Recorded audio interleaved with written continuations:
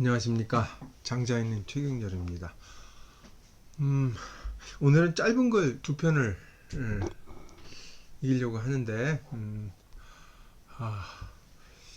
참 난감한 글이라 제가 고민을 많이 했습니다. 제가 처음에 시작할 때, 제물로 시작할 때 심오한 글이다, 깊이 파악하려는 욕심을 가졌었는데 하면 할수록 좀 너무 이기저기하는 것 같아서 약간 좀 평이하게 얘기를 하는 방식으로 좀 중간에 약간 방향을 틀었는데 그걸 느끼실지 모르겠습니다. 오늘 그 첫 번째 글 읽으면서 보도록 하겠습니다. 금차 유언어차 한데 언어차 한데 부지 기여시 유호 기여시 불유호 유여 불유는 상여 위르면 피와 무이 이은이라. 여기까지가 이제 서문에 해당이 됩니다. 수연이나 청상언지라. 유시야하며 미시유시야자하며 미시유부 미시유시야자니라. 유야자며 유무야자며 미시유무자야며 미시유부 미시유무자야니라. 자라. 아이 유무의 미지 유무지 과 수규 숙무야. 금 아즉 이 유이이나 미지 오 소이지 기 과유이호 무이호. 까지죠. 한문 공부를 하다 보면 이런 가끔 황당한 글을 만나게 되죠. 글자 하나 모르는 것도 없고 어떻게 좀 글을 분석을 해보면 분석이 되는데 분석을 할수록 내용은 오리무중이 되는 그런 글이죠. 정형진 글인데 짧은 글이지만 대단히 장자다움이라고 할 수 있는 그런 글입니다. 일단 해석을 한번 해보겠습니다. 지금 이 문제에 대해서 뭐 특별한 이겨저겨가 아니라 이 문제에 대해서 어떤 문제죠? 이 문제에 대해서 얘기를 하려고 하는데 이 문제와 차 이것을 얘기하는데 이것과 비슷한 시 이 문제에 대해서 얘기를 하는데 이것과 비슷한 이라는 것과 같은 놈인지 비슷한 것인지 내가 말한 차가 시와 같지 않은 것인지 잘 모르겠다. 내가 A에 대한 설명을 하는데 이것과 비슷한 그 A 뿔과 뭐가 차이가 있는지 모르겠다. 뭐가 차이인지 모르겠다. 이 류와 분류는 전혀 다른 문제인데 류와 분류의 문제를 두고 상여 위류 이거를 서로 한꺼번에 같은 것이라고 해버리면, 같은 것이라고 여기면, 같은 것이라고 보면 유와 분류는 다른 문제인데 유와 분류를 같은 문제다라고 하게 되면은 피차와 전혀 다른 차나 시와 전혀 다른 문제는 피와 아무런 차이가 없게 된다. 자, 해석을 했습니다만 이해가 되시는지 모르겠습니다. 수연이나 청상언지라. 그렇기는 해도 이런 문제가 참 있지만 그렇기는 하지만 시험 삼아 이 문제에 대해서 얘기를 해보겠다. 흔히 사무에서 많이 쓰는 말이죠. 청상언지라. 유시야자. 한문의 유자 문제죠. 이런 것이 있다. 이런 것이 문틀입니다. 문틀이죠. 중간에 유자. 무한대 길게 늘어날 수 있어요. 시야라는 건 문제 없죠. 시라는 것이 야자라는 건 명사 대상을 강조해서 들어간 글입니다. 표시하기 위해서. 시라는 것이 있죠. 시라는 것이 있다. 중간에는 미시, 유시, 시작이 아직 시작되지 않은 것이 있다. 미시, 유시가 두 번째죠. 세 번째는 무엇이냐, 이게 부미시유시라고 그랬잖아요. 이 앞에 거를 받은 겁니다. 미시유시라는 것이 아직도 시작되지 않은 것이 있다. 그렇죠? 유자, 것이 있다. 점점 들어갑니다. 세 가지 경우가 있다. 이런 얘기죠. 여기서 이제 여기 1-1이면 다음 테마로 넘어갑니다. 유라는 것이 있다. 유에 똑같죠? 유자금은 그렇죠? 중간에 들어가는 것이 있다는 거죠. 유라는 것이 있다. 무라는 것이 있다. 뭐 문제 없어요.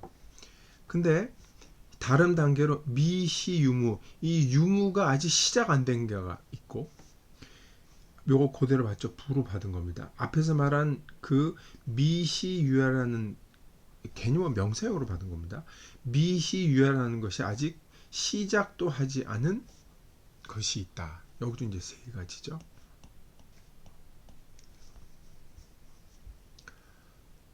근데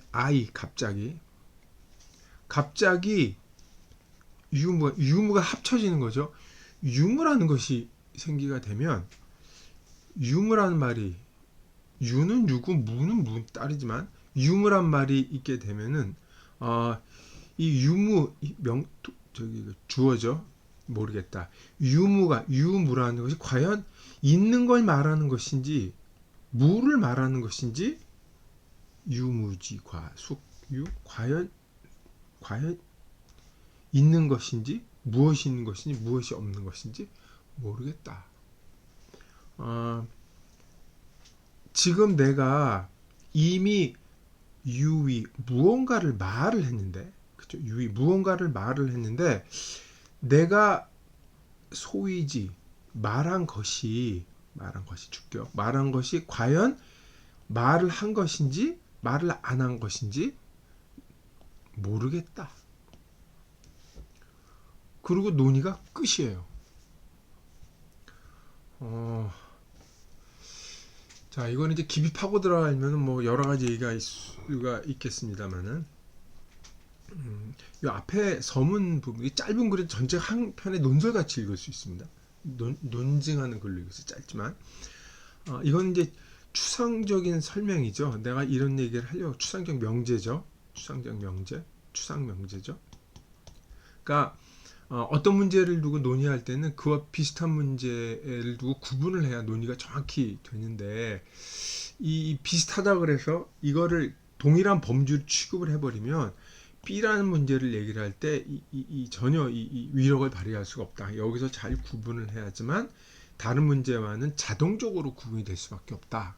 이 문제를 얘기하는 것 같아서 우리는 일반론으로 받을 수가 있죠.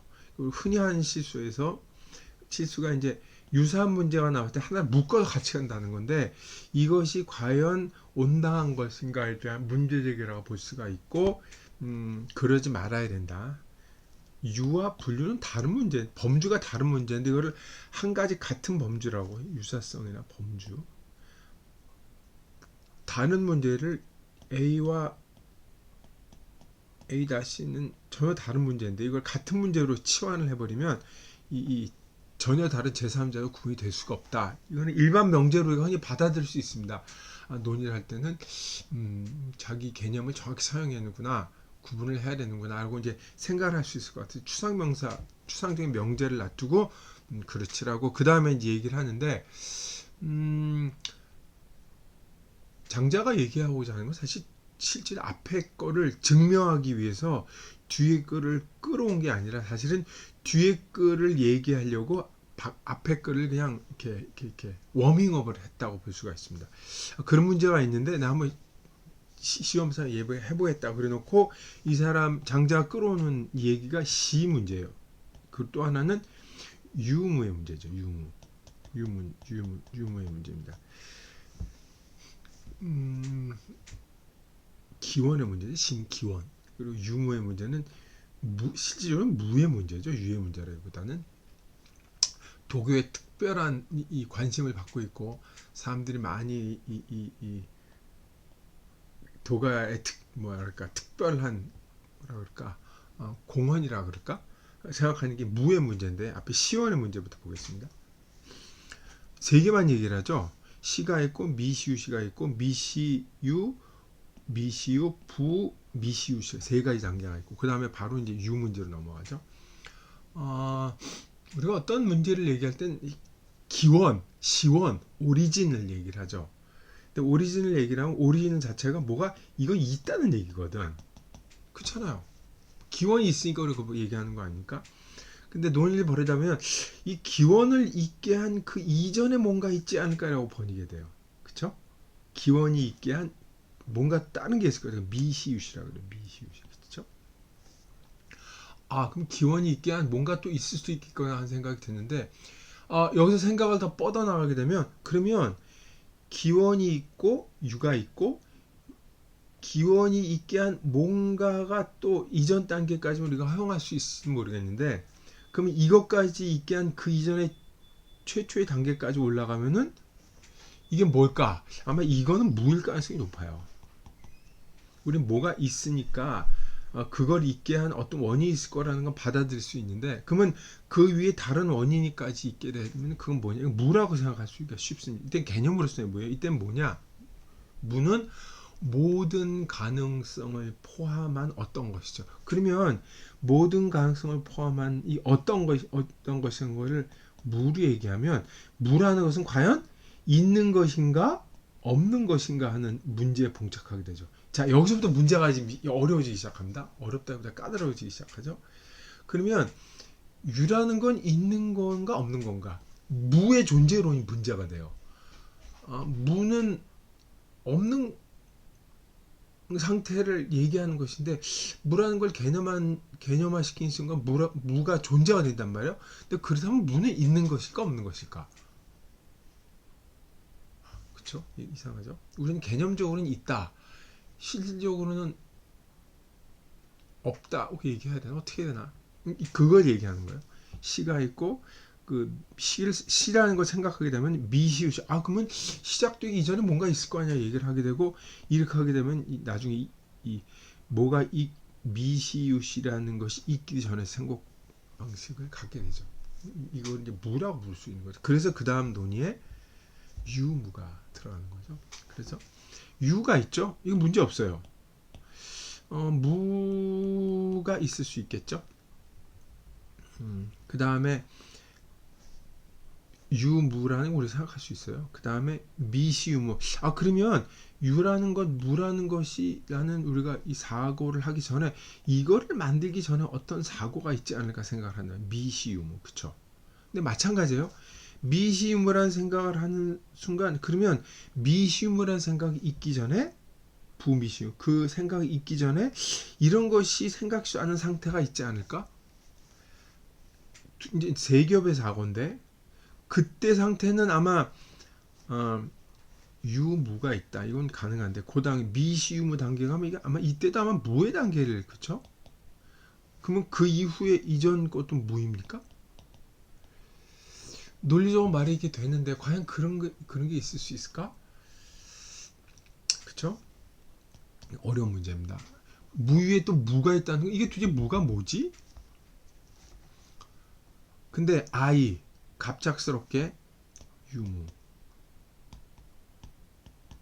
유와 무를 섞어서 유무라는 말이 만들어지면 이건 유무를 어떻게 할게요? 무가 있다 아니에요? 무가 있다 이게 말이 됩니까?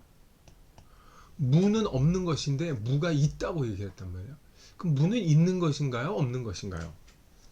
나는 이렇게 무유를 얘기했는데 무유를 합쳐서 무가 있다는 말을 만들고 보니까 유무가 과연 이건 있다는 말인가 없다는 말인가 모르겠다. 있다는 것일까요 없다는 것일까요?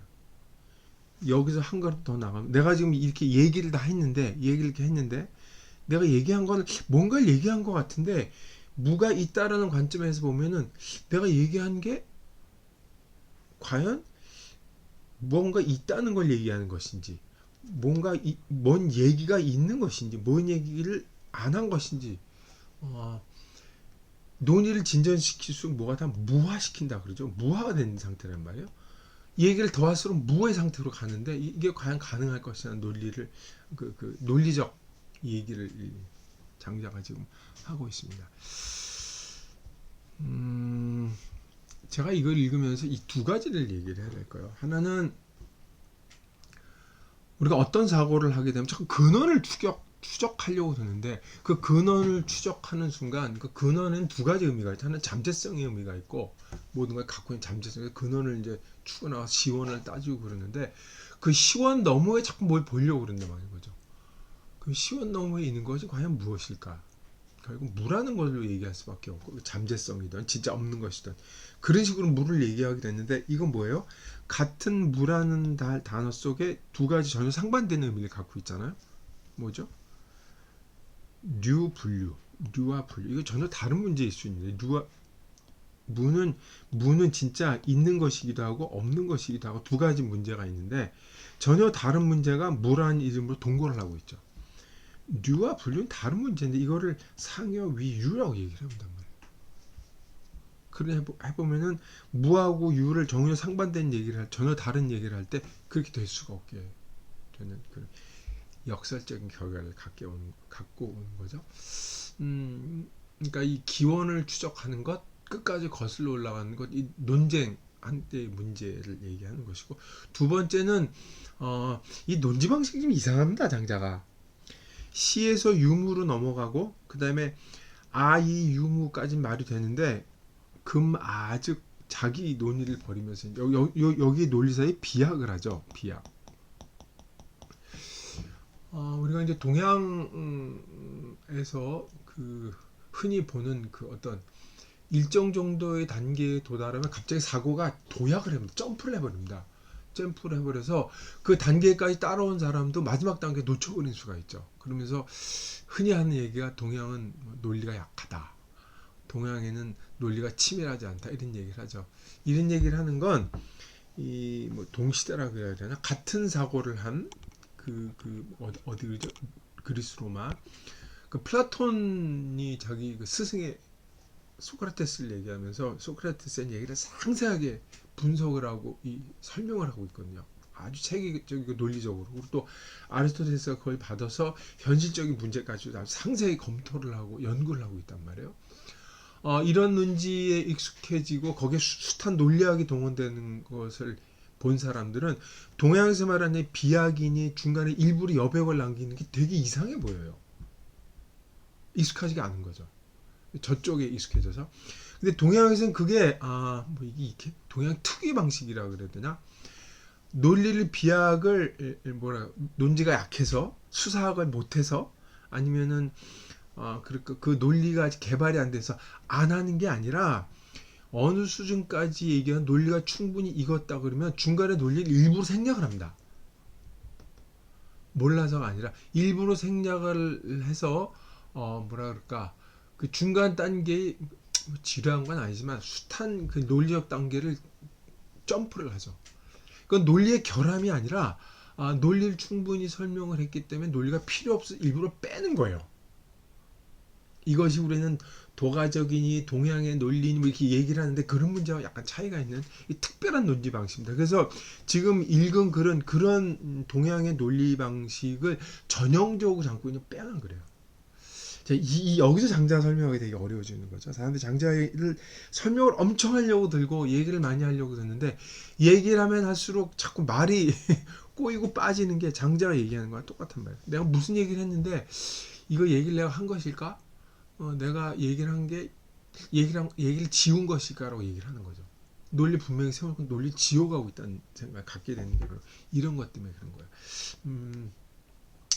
장자가 이런 방식의 글을 쓰거나 이런 방식으로 논지를 전개하고 사람들을 얘기한 것은 나중에 이제 불교에서 화두처럼 선무다처럼 탁 직관적인 걸로 이제 나중에 극단화되긴 하지만 장자가 이 얘기를 하는 것에는 계속 말씀드립니다만은 그 육아와 묵가 사이의 논리 묵가 사이의 그 논리적 비판, 그리고 중간에 등장한 명가, 특히 해시 같은 사람들의 그 논리 논쟁, 논리 구사에 대한 깊은 이해가 있기 때문에 그들이 논리 싸움을 벌이면서 논쟁을 벌이면서 논리가 논리를 낳고 논리 구조에 빠져서 오히려 본질을 잃어버린 사태를 깊이 간파하고 있기 때문에 이런 얘기를 하는 겁니다. 여기 시의 문제와 무의 문제가 그런 얘기예요. 시원을 자꾸 따지자면 결국 시원을 잃어버린 결과에 들어가는 거죠. 우리가 유무를 얘기할 때는 소박하게 얘기하면 유가 있고 그 다음에 무라는 사고가 나오는 것인데 거꾸로 생각을 한다는 거죠. 우리 보통 이제 이게 그냥 뭐라 그래요? 무가 유를 낳고 유가 하나를 낳고 둘을 낳고 둘이 단을 낳다. 일반적으로 이제 얘기하고 노자도 그렇게 얘기를 하지만 그때 무는 논리를 전개하기 위한 일종의 뭐라 그럴까 임의적 발상인데 우리는 그거를 고정된 사고이고 우주는 무에서 나왔어라고 팩트로 받아들이죠. 이러면 안 된다는 거예요, 장자는. 그 논리를 그런 식으로 쓰면 안 된다는 거예요. 근데 우리가 어떤 거를 언어화시켜서 언어로 논리를 구사하는 순간 그 언어 논리에 빠지고 만다는 거죠.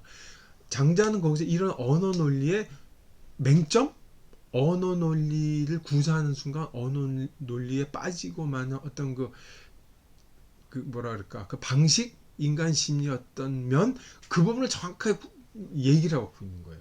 그러니까 이 장은 내용을 분석하기보다는 이 장을 왜 썼지, 뭐 때문일까라는 걸 생각하는 게 훨씬 더 생산적이라고 저는 봅니다. 그러니까 정리를 하자면 장자는 그 논리 문제를 더 파고 들어가서 논리의 맹점을 얘기하고 논리 자체의 문제를 격파하려고 하는 게 아니라 논리를 구사하려는 어떤 심리의 상태, 그걸 가져오는 언어 자체의 문제점, 이걸 얘기한다고 볼 수가 있는 것이고, 그러면서 그거를 얘기하면서 그 언어를 구사하는 다른 방식을 얘기했다고 볼 수 있을까요? 이거는 뒤에 거도 연결이 되지만 장자가 얘기하고자 하는 궁극적인 지향점은 그렇게 논리를 구사하고 조직적으로 체계적으로 논리를 얘기하는 것이 실질적으로는 새로운 사고를 개발을 하고 사물에 감추어지면 어떤 다른 측면을 이렇게 지평을 넓힌다 그러죠. 개발하기 위해서 그런 것인데 오히려 논리가 사고를 좁히고 있고 그쪽으로 빠져들고 몰두하게 만들고 있다는 문제의식이 있었던 거예요. 그러지 말고 좀 더 넓은 시야로 봐야 된다는 게 이 장자의 특징 중에 하나인데 거기도 이 장면이 들어가 있다고 보실 수 있을 겁니다. 자, 다음 장면 한번 볼까요?